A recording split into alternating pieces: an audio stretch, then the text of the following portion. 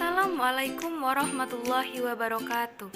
Halo teman-teman, kembali lagi dengan saya Datin Suhaila. Di video kali ini, saya akan membahas tentang proses dan siklus menstruasi.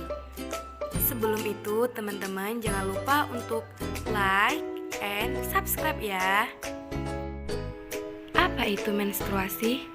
Menstruasi atau haid merupakan pendarahan yang terjadi akibat luruhnya dinding sebelah dalam rahim atau endometrium. Menstruasi terjadi ketika embrio tidak terbentuk. Siklus ini terjadi rata-rata 28 hari. Namun, tidak semua wanita mempunyai siklus yang sama. Ada yang 21 hari dan ada pula yang mencapai 30 hari. Siklus menstruasi dikendalikan oleh hormon-hormon reproduksi yang dihasilkan oleh hipotalamus, hipofisis, dan ovarium. Siklus menstruasi terdiri dari 4 fase, yaitu fase menstruasi, fase praovulasi, fase ovulasi, dan fase pasca ovulasi. Fase menstruasi. Fase ini terjadi ketika ovum tidak dibuahi sperma, sehingga produksi hormon estrogen dan progesteron terhenti. Turunnya kadar estrogen dan progesteron menyebabkan lepasnya ovum dari endometrium, sehingga terjadi pendarahan. Fase menstruasi ini berlangsung kurang lebih 5 hari.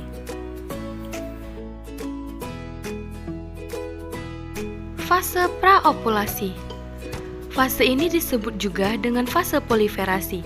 Pada fase ini, hormon pembebas gonadotropin yang dikeluarkan hipotalamus akan memacu hipofise untuk mengeluarkan FSH. FSH adalah follicle stimulating hormone yang memacu pematangan folikel dan merangsang folikel untuk mengeluarkan hormon estrogen, sehingga terjadi pembentukan dinding endometrium atau proliferasi.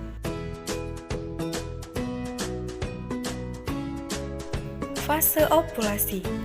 Ovulasi terjadi pada hari ke-14. Peningkatan kadar estrogen menghambat pengeluaran FSH. Kemudian, hipofise mengeluarkan LH atau luteinizing hormone.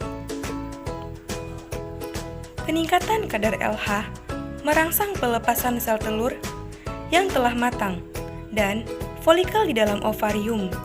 Peristiwa ini disebut dengan ovulasi. Fase pasca ovulasi.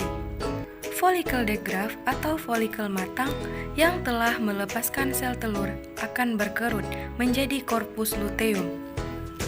Korpus luteum akan mengeluarkan hormon progesteron dan masih mengeluarkan hormon estrogen, namun tidak sebanyak ketika berbentuk folikel.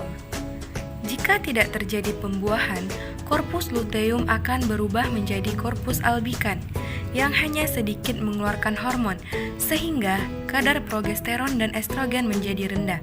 Keadaan inilah yang menyebabkan terjadinya menstruasi, demikian seterusnya.